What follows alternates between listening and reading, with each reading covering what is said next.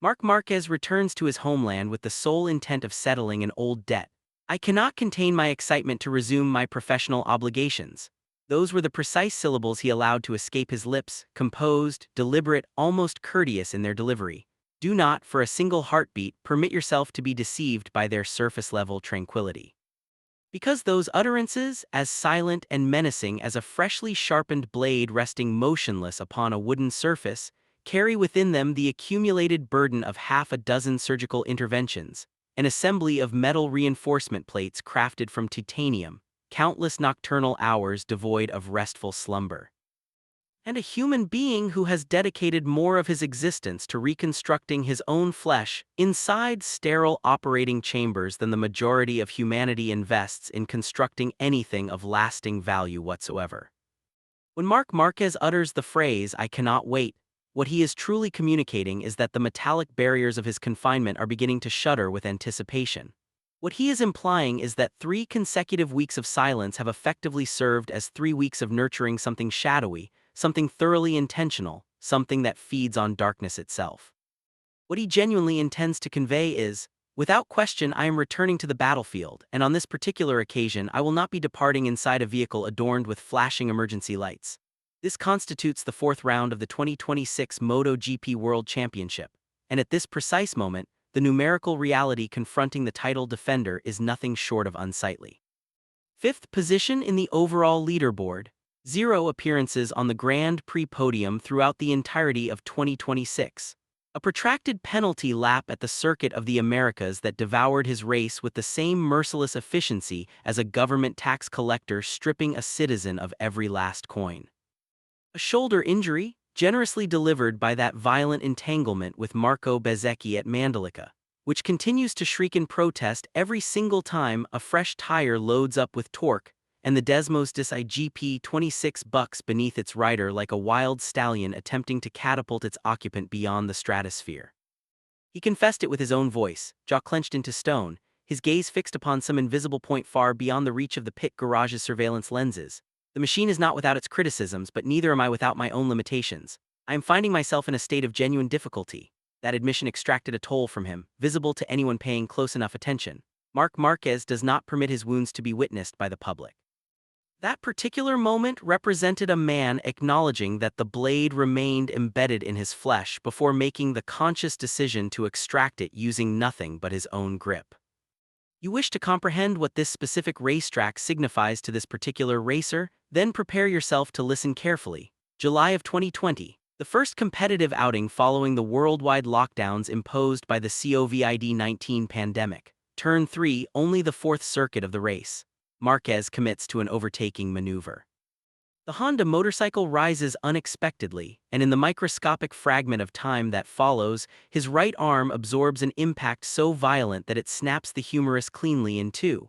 He returns to competition 3 days later. 3 days, mind you, following explicit surgical instructions demanding complete rest.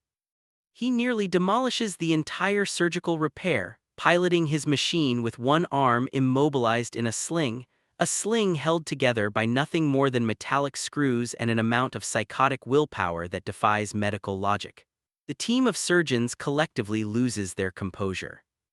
The bone refuses to heal in proper alignment. Then arrives the second surgical procedure, then the third, then the fourth. 4 separate operations performed on that identical bone, 4 separate instances of being placed under general anesthesia on that selfsame right arm.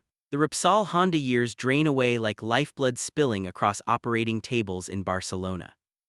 And the most extraordinary rider of his entire generation transforms into something resembling a ghost, haunting a factory team that can no longer manufacture a machine worthy of his extraordinary capabilities. That entire nightmare originated at Jerez. That turn 3, Angel Nieto's corner, a man whose name ought to conjure images of grace and beauty, instead became the geographical point of origin for the longest-running horror story in the history of motorsport. So when Marquez remarks that Jerez represents a circuit I hold in high regard, rich in history, complete in its demands, he is executing a miracle of psychological alchemy in real time. He is taking the location that pilfered 4 years from the absolute peak of his athletic prime and wrapping it in a blanket of affectionate language. This is not denial. This is the methodology of a man who has mastered the art of transforming the very forces that conspired to destroy him into combustible fuel for his continued survival. Now, in 2026, the championship standings are ablaze with tension, and Ducati finds itself watching the inferno spread without any clear strategy for containment.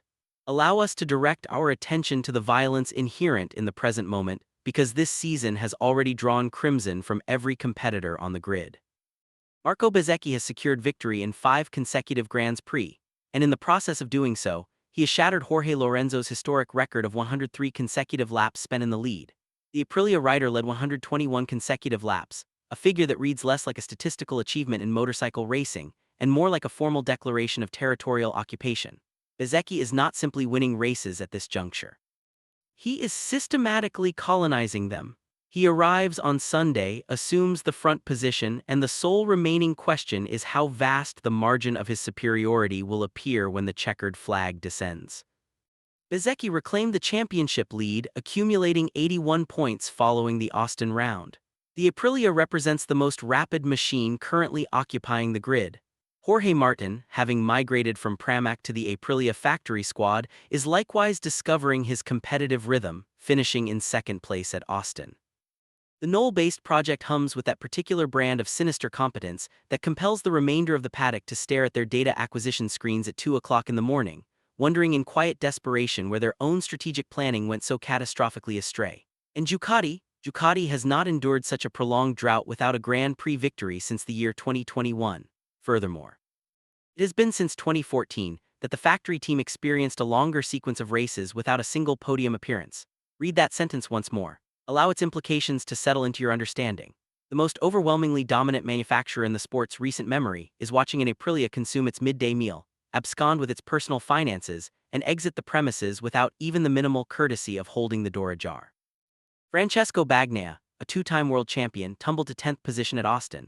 The Desmos Decide GP26 is no longer the devastating weapon it once was. The performance upgrades are failing to produce the expected results. The factory team is immersed in a full-blown institutional crisis, and the only individual within their roster capable of resetting the entire narrative is a reigning world champion currently competing on a fractured shoulder who just received a penalty in Texas. This is the contextual backdrop. This is the pressure cooking chamber into which Marquez walks at Jerez, not merely a home race, not merely a comeback, this is a rescue mission. The penalty, the collision, the barely contained fury. At Austin, Marquez came into contact with Fabio Di Giannantonio during the sprint race, and subsequently served a long lap penalty during the Grand Prix that converted a potential top 3 finish into a 5th-place salvage operation. The championship leader Bezzecchi dropped to the second row for Sunday's Grand Prix after race direction determined that he had impeded Marc Marquez during qualifying. Marquez gets obstructed in qualifying. Bezzecchi receives a penalty as a consequence. Then Marquez collides with Di Giannantonio in the sprint, accepts his own penalty in the main race, battles his way back from 11th position and finishes 5th. That is not a disappointing weekend. That is a man with shackles fastened around both wrists, fighting exclusively with his elbows, yet still dragging himself across the finishing line within scoring territory. The shoulder is not functioning correctly. The motorcycle's configuration is not dialed in properly. The championship standings are not arranged in any favorable manner. And yet the internal machinery of Marquez, the component that operates on something far older and infinitely darker than mere talent, the component that runs on pure, unadulterated refusal, continues to function at full operational capacity. He remarked in the garage at COTA, "It appears I have grown accustomed to existing in a compromised posture, not a natural posture on the motorcycle, and I am simply riding, just riding. 5th place in MotoGP while simply riding on a broken shoulder in a Grand Prix where penalties consumed his race. The truly terrifying aspect is not what he accomplishes while injured. The truly terrifying aspect is the implication of what will inevitably follow once he is no longer injured." Qatar was postponed. 3 weeks of unscheduled downtime dropped into his lap like an unexpected gift delivered by the deities of racing fortune. Most human beings would take a vacation. Marc Marquez takes a break and immediately converts it into a weapon of mass competition.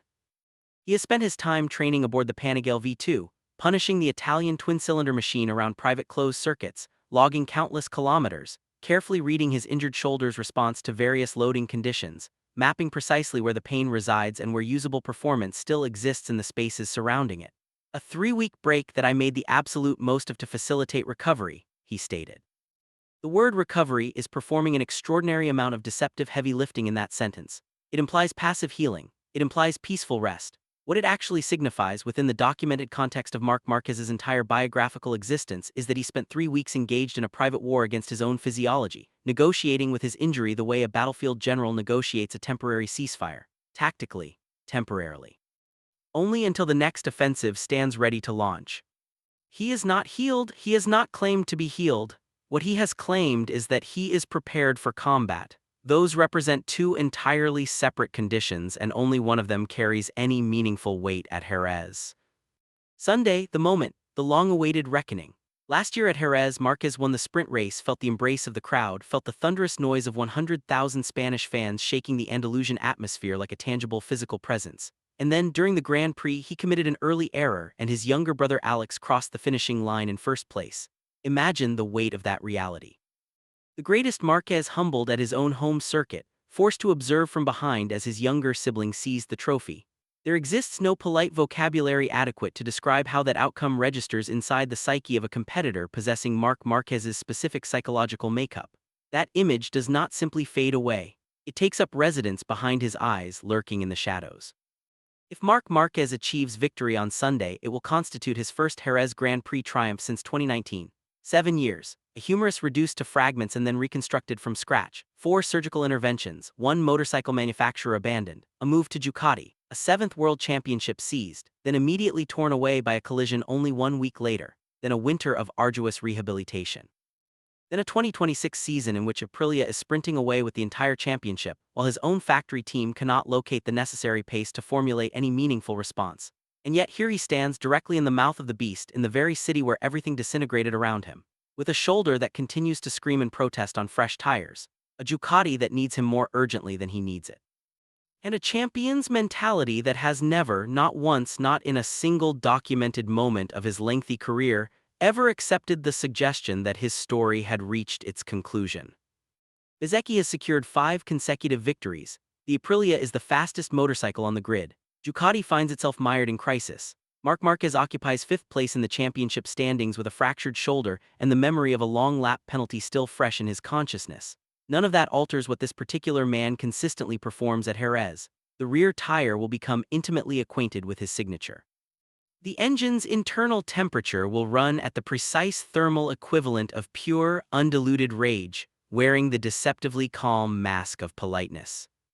The eyes behind that visor, those eyes that every adversary in this paddock for 13 consecutive years has described as the very last thing they perceive before the dawning realization that they are being overtaken, those eyes will be conducting the genuine labor. He made the most of the break. Heaven extend its mercy to every other competitor who dares to line up alongside him in that race.